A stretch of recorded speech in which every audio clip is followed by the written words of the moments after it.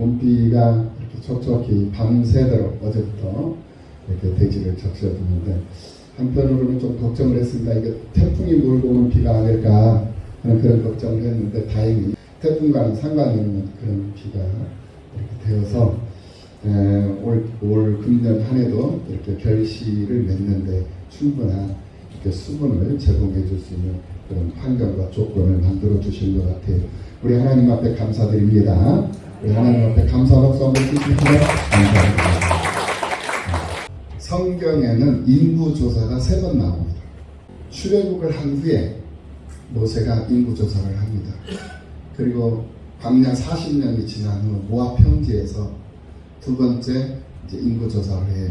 그 목적은 가나안 땅에 이제 들어가기 위한 하나의 조사였습니다.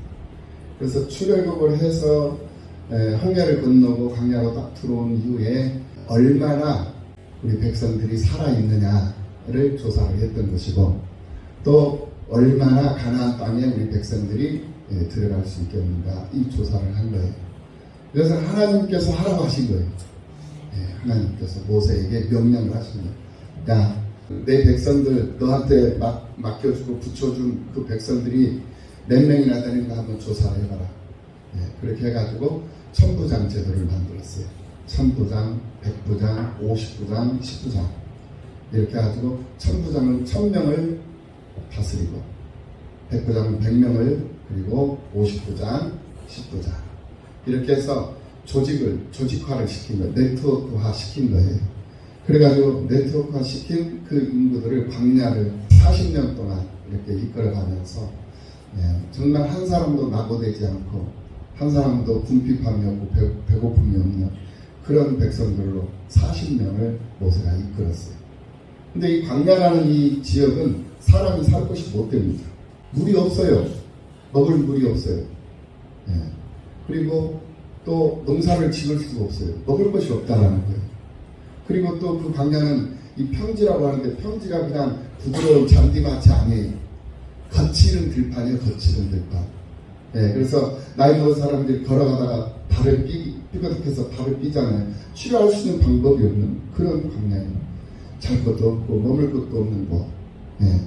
정말 막막하기만 한 그런 세상 살이를 40년을 하나님께서 하게 하셔요. 40일이 들어갈 수 있는 거리였어요. 근데 하나님께서 40년을 돌려버리는 거예요. 40일이면 들어갈 수 있었던 걸 놓쳐버리고 결국은 40년을 돌고 그 고생을 하면서 수고하면서 그리고는 40년 이후에 가나안 땅에 들어가는데 다 들어간 것이 아니라 두 사람만 들어간 거예요. 그리고 2세. 그러니까 출애굽 1세대는 다 광야에서 다 죽어버려요. 그리고 그의 2세들, 그의 자녀들, 그리고 여호수아와 갈렙 이들만 가나안 땅으로 들어가게 된 거예요. 내가 가나안 땅에 들어가지 못했다고 해서 내가 저주받은 건 아니에요. 나는 가나안 땅에 들어가지는 못했지만 내 자식이라도 가나안 땅에 들어가니 그것이 나에게는 축복이죠. 그렇게 가나안 땅에 들어가서 정말 번성하고 생육하고 충만하고 정복하고 다스리고 이게 하나님 명령이거든요. 그러니까 오늘 우리들에게도 하나님께서 명령하셨어요. 우리 주님이 부활하시고 40일 동안 부활을 증명해 보이시고 500명 앞에서 갈릴리 해변에서 같이 함께 먹고 마시고 주무시고 함께 말씀 듣는 40일 동안 그리고는 승천하시죠. 승천하시고 하나님 보좌 우편에 앉으시죠. 승천하시면서 우리에게 신신당부를 했어요. 우리에게 분부를 하셨는데 그 신신당부하신 것이 뭐냐? 예루살렘을 떠나지 말아라.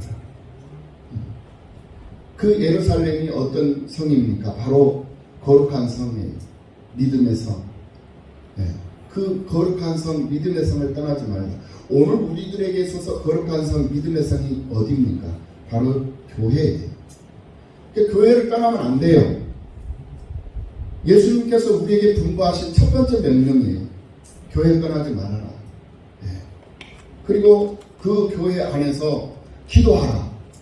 무엇을 하기 위해 기도하라? 성령 받기를 기도하라. 내가 성령을 보낼 것이다.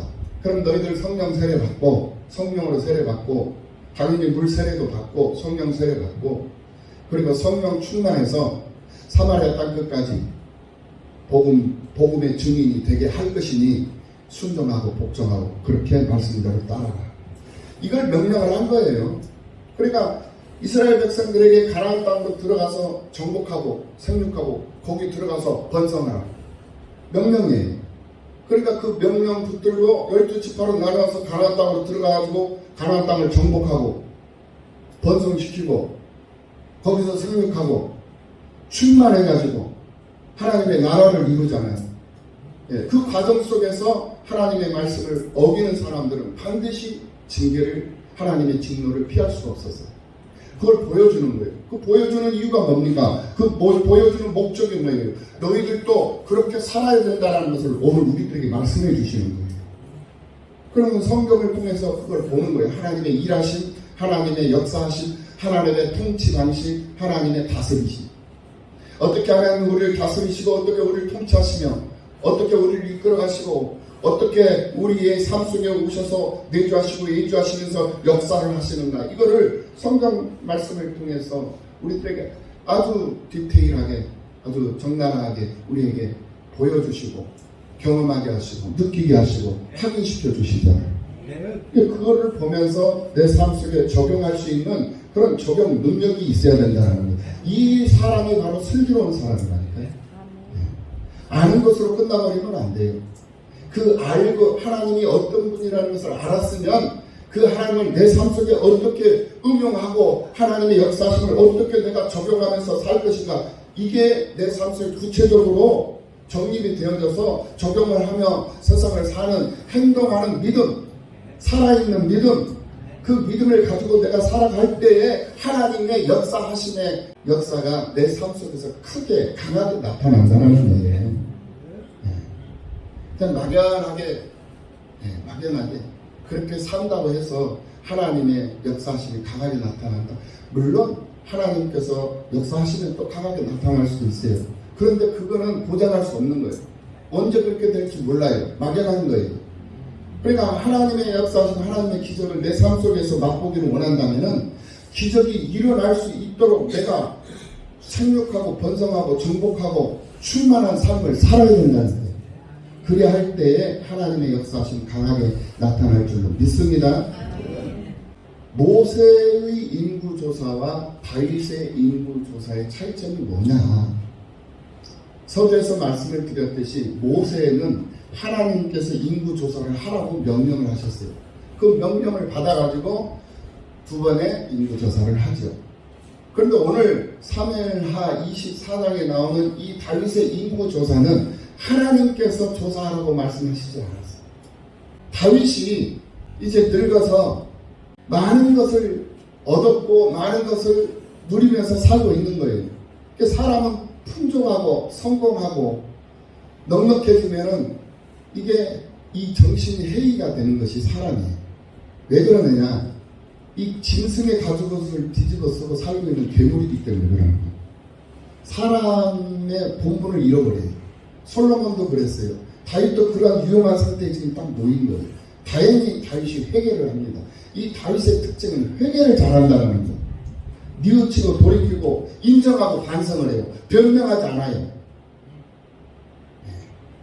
그러니까 이 다윗이 우리들의 삶 속에 하나의 표본이 돼야 되거든요. 우리는 사람이기 때문에 육신, 이 썩어 없어질 냄새나는 이 육신을 입고 세상을 살고 있기 때문에 육신을 입고 있는 한은 우리는 실수할 수밖에 없어요. 실수하게 되어져 있어요. 고의적이고 습관적인 것은 잘못된 것이지만은 생각지 않은 그런 상황 속에 놓여있을 때 나도 모르는 사이에 실수를 하게 되고 나도 모르는 사이에 죄를 범하게 되고 하나님의 뜻에 거스리는 그런 경우들이 가끔 있을 수도 있다는 거예요. 왜? 완전하지 못하기 때문에 그렇다는. 그렇다면은 그런 모습들이 내 삶 속에서 느껴지고 보여지고 그것이 나타나거든. 그것을 가지고 하나님 앞에 인정하라는 거예요. 하나님 앞에 시인하라는 거예요. 정직하라는 거예요. 주여, 내가 연약하고 부족해서 내가 이렇게 범죄하였나이다. 내가 이렇게 속였나이다. 내가 이렇게 내 마음대로 내 생각대로 교만이 넘쳐서 하나님을 거스렸나이다. 하나님을 잊어버렸나이다. 하나님을 잊어버리고 내 의가 충만해가지고 내 의를 나타내고 하나님의 영광을 나타내고 하나님을 노래해야 되는데 나를 드러내고 나를 나타내고 나를 노래하게 만들었습니다. 인정하는 것. 그리고 하나님 앞에 회개하는 것, 자복하는 것. 이것이 바로 십자가거든요. 오늘 우리들에게는 각자에게 주어진 십자가가 다 있습니다. 그 십자가를 내가 연맹하고 사느냐, 그 십자가를 당당하게 짊어지고 사느냐, 십자가를 지고 내가 내 삶을 걸어가고 있느냐, 전진해 가고 있느냐, 십자가를 연맹하고 있느냐, 십자가를 버려버리고 살고 있느냐, 이게 중요한 거거든요. 사람은 살다 보면 가끔 그것을 망각할 때가 있어요. 그래서 늘 자신을 이 말씀의 거울로 비춰보는 거예요. 말씀의 거울로 자신을 비춰보고 말씀으로 자신을 점검하고 그렇게 해서 뭐가 나이고 그렇게 해서 십자가가 없는 그런 상황 가운데 있으면 빨리 돌이켜서 내 십자가 다시 찾아오고 원한 것이 있으면 성령으로 그것을 다듬어내고 깎아내고 그렇게 해서 다른 사람들에게 상처되지 않는 그런 정말 멋진 도구로서 쓰임을 받을 수 있는 그런 도구를 만들어가지고 하나님의 일에 쓰임받을 수 있도록 자기 자신을 드리는 것, 그것이 바로 십자가의 복음이다, 이런 것. 믿으시기를 예수님의 이름으로 축원합니다. 모세는 하나님의 명령을 따라서 하나님 말씀대로 순종해서 인구조사를 했지만 다윗은 자기의 영역, 자기를 과시하기 위한 교만, 그러기 말미암아서 인구조사를 하게 된 것이다, 이 말이에요. 오늘 본문의 말씀을 보면은 1절 말씀을 보면은 여호와께서 다시 이스라엘을 향하여 진노하사 그랬어요. 왜 하나님께서 이스라엘을 향해서 다시 진노를 했느냐? 진노한 이유가 뭐냐? 다윗이 지금 하나님을 거스리고 있는 거예요. 그러니까 이 이스라엘을 하나님께서 그대로 내버려 두실 이유가 없죠. 때려야죠. 잘못하면 훈계하시고 그 훈계에 귀담아 듣고 돌이키면은 하나님 용서하시지만은 훈계가 효과가 없는 그런 상황이 왔을 때, 그럴 때는 하나님께서는 채찍을 들을 수밖에 없는 거예요. 그래서 하나님께서 이스라엘 백성들을 채찍을 들어 치시려고 다윗을 격동시켰어요. 다윗을 격동시켜가지고, 야, 네가 그렇게 원하고 그렇게 바란다면 한번 해봐라. 친구조사 해봐라. 이것을 역대상 똑같은 내용의 말씀인데, 이 역대상 21장 1절 말씀을 한번 찾아볼 수 있으면 찾아봤으면 좋겠어요. 역대상 21장 1절 뭐라고 말씀을 하시냐면은 사탄이 일어나서 이스라엘을 대적하고 다윗을 충동하여 이스라엘을 계수하게 하고 그랬어요. 다윗을 충동해가지고 인구조사를 하게 만들었다. 뭐가? 사탄이. 똑같은 내용이거든요. 우리의 왕은 예수 그리스도잖아요. 그리고 구약의 왕들은 예수 그리스도 하나의 그림자, 모형이고, 그들이 백성들을 통치하는 그 모습 그대로 예수님이 오늘 우리들을 통치를 하신다는 거예요. 그거를 보여주는 거예요. 그러니까 사무엘 상하를 보고 열왕기 상하를 보고 역대기 상하를 보면 예수님이 우리를 어떻게 통치하시고 다스리신가를 보여주시는 거예요. 그러니까 그림자로 보여주는 것이 아니라 완전체로 우리를 통치하시고 다스리시는 하나님 예수 그리스도, 우리의 왕, 진짜 왕, 그 왕을 우리들에게 보여주신다는 거예요. 우리 예수님은 지금 하나님 보좌 우편에 부활하셔서 올라가 계시기 때문에 눈에 보이지는 않습니다. 그런데 올라가신 그대로 다시 오시겠다고 했어요. 우리 하나님이 신실하신 하나님이잖아요. 할렐루야. 내가 지금 현재 하나님이 계시지 않고 이게 내 눈으로는 보이지 않아요.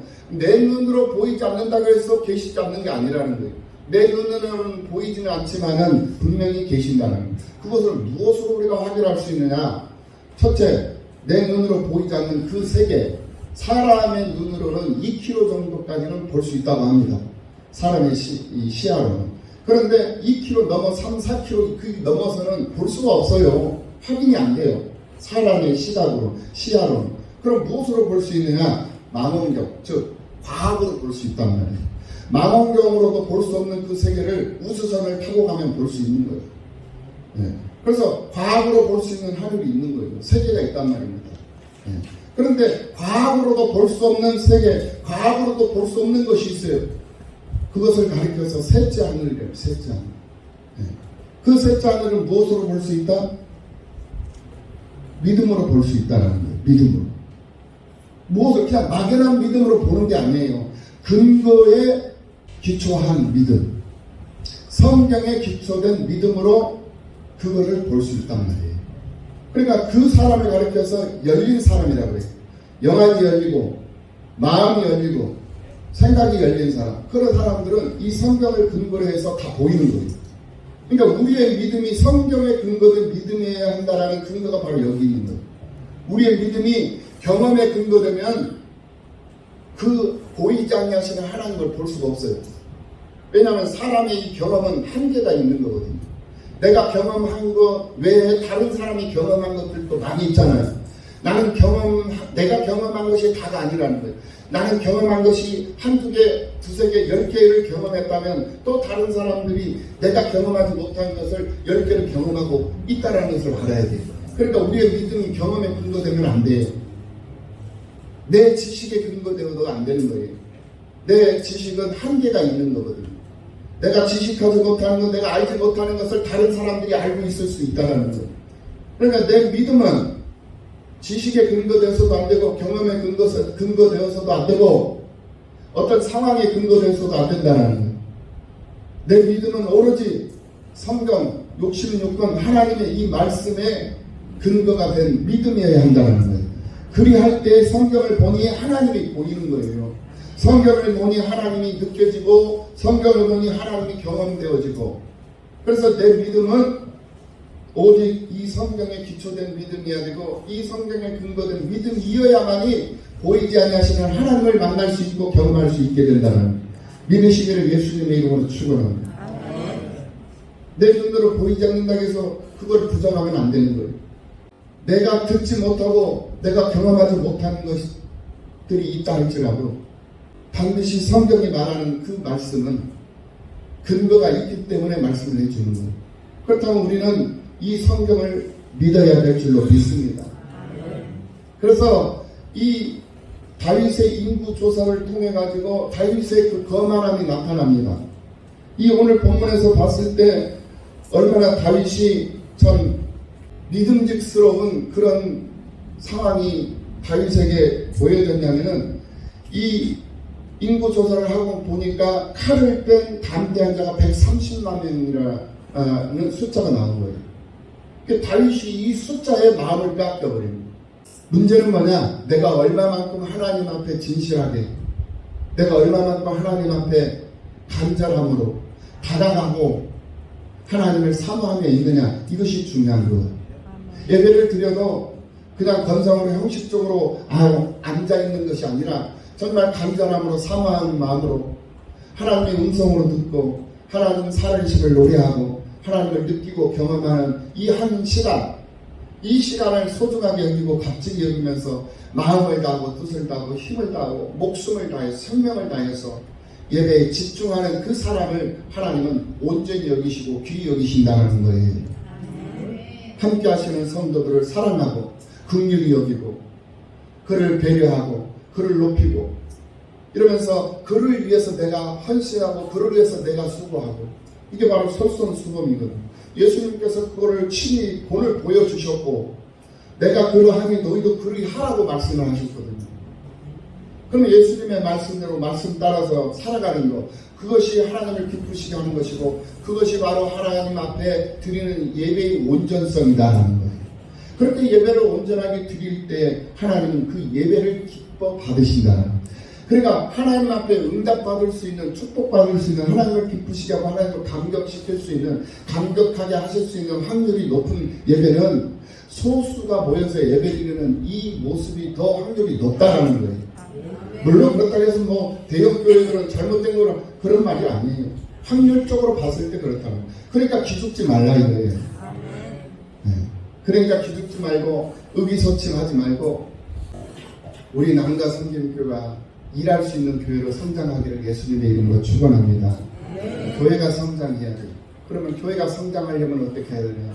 여러분들이 성장해요. 교회가 성장하려면 여러분들이 성장해야 된다니까. 할렐루야. 여러분들이 사업하시는 분들은 열심히 사업해서 돈 많이 벌고, 직장생활 하시는 분들이 열심히 직장생활 성실하게 해서 우리 교회에 자랑하고, 그래서 직장 동료들 전도해 오고, 사업하시는 분들, 동료들, 파트너들 전도해서 교회 빈자리 채우고, 그렇게 하면 우리 나눔과 성교회가 얼마나 멋지게 이 지역사회를 위해서 쓰임받는 교회, 일할 수 있는 교회, 일하는 교회가 되겠습니까? 그럼 목사님이 마음껏 일할 수 있는 거죠. 그렇잖아요? 근데 일을 하고 싶은데 일을 못하는 거야. 왜? 네. 일할 수 있는 여건이 갖춰지잖아요. 그럼 나는 일 안 하고 그냥 편안하게 있어도 돼. 근데 자꾸 편안하게 나를 가만히 내버려 두질 않아. 네. 이런 상황이죠. 그래서 제가 고민에 빠져 있고, 제가 근심 아닌 근심에 빠져 있는 거예요. 네. 저도 가만히 조용히 우리 교회 성도들 돌아보면서 목회만 하면 되는데, 이게 하나님께서 내게 주신 사명, 달란트는 그게 아니야. 교회도 돌아봐야 되지만 그것뿐만 아니라 다른 해야 할 일들이 많다라는 거예요. 하나님께서 자꾸 나를 갖다 그렇게 만들어 놓으시는 거예요. 제발 나를 좀 가만히 좀 내버려 두십시오. 네. 모세도 찾아가셔서, 모세가 아닙니다. 나는 자격이 없습니다. 나는 하나님 나를 죽이려고 하십니까? 나는 살인자입니다. 나는 도망자예요. 나는 현상수배자예요. 나는 지명수배자예요. 그런데 나를 지명수배한 그 사람에게 가라니요. 나를 현상수배한 그 바로왕 앞에 가라니요. 이건 내 스스로 가서 자수하라는 것 아니겠습니까? 죽으러 가라는 것 아니겠습니까? 죽으러 가라는 거예요. 죽어야 돼요. 그래야 산다라는 거예요. 그건 내가 책임져 줄 테니까 죽어라. 가서 죽으라고 해요. 오늘 우리들도 마찬가지예요. 하나님의 사람으로 세상을 사는 오늘 우리들이 어떤 모습으로 우리가 세상을 살아야 되느냐? 죽으면 죽으리라는 모습으로 세상을 살아야 된다는 사실 믿으시기를 예수님의 이름으로 축원합니다. 결론적으로 14절, 오늘 본문 14절을 보겠습니다. 다윗이 가데게 이르되 내가 고통 중에 있도다 청하건대 여호와께서는 긍휼이 크시니 우리가 여호와의 손에 빠지고 내가 사람의 손에 빠지지 아니하기를 원하노라 하는지라. 갓 선지자가 다윗에게 찾아가지고 너 교만하다, 너 빨리 회개해라, 하나님 앞에 엎드려라. 그러니까 이 정말 위대한 위인들을 보면요, 성경의 위대한 믿음의 사람들을 보면 꼭 선지자의 말에 순종을 해요. 네. 갓 선지자가 다윗이 지금 하나님 앞에 교만해가지고 잘못하고 있는 것을 보고는 쫓아가서 지적을 한 거예요. 또 이거 너 왜 하나님 앞에 지금 현재 교만해져 있니? 빨리 하나님 앞에 회개해. 그렇게 경고를 하니까 이 다윗이 즉시로 그걸 받아들고 깨달아요. 양심의 가책을 느낀단 말이에요. 양심의 가책을 느껴가지고 내가 지금 고통 중에 있도다 청하건대 하나님은 긍휼하심이 크니까 우리가 하나님 손에 빠지고 내가 사람의 손에 빠지지 않기를 원하노라. 그러면서 사람들의 말에 비비우지 않고 사람들의 생각 숫자에 내 마음을 빼앗겼던 것을 회개하고 돌이키면서 하나님 제단에 엎드려진다는 거예요. 이게 다윗의 모습이에요. 그러니까 오늘 우리들의 모습이어야 한다는 사실 믿으시기를 예수님의 이름으로 축원합니다. 사람의 생각으로 세상 살면 안 돼요. 하나님을 믿고 하나님을 의지하고 하나님의 생각, 하나님의 뜻을 늘 기리면서 그 뜻이 무엇인가를 늘 찾고 그 뜻의 귀를 기울이면서 그 뜻에 부응하고자 하는 그런 삶을 살아갈 때 하나님은 나를 귀히 여기시고 내 소원의 만족을 이루어 주시고 내 필요를 채워 주신다는 사실 믿으시기를 예수님의 이름으로 축원합니다. 믿음은 바라는 것들의 실상이요 보이지 않는 것들의 증거라고 했습니다. 보이지 않는 것들의 실상, 바라는 것들의 실상, 실상 그것이 바로 믿음이다라는 거예요. 여러분들 꿈을 꾸시고 여러분들 비전을 놓으시고 그 꿈과 비전이 뭡니까? 바람이 아니시겠습니까? 바람. 내가 바라는 거예요. 바라는 거. 그 비전과 꿈이 이루어진다는 사실 믿음으로 승리하시고 믿음으로 받으셔서 믿음으로 승리하는 여러분들이 되시기를 예수님의 이름으로 축원합니다.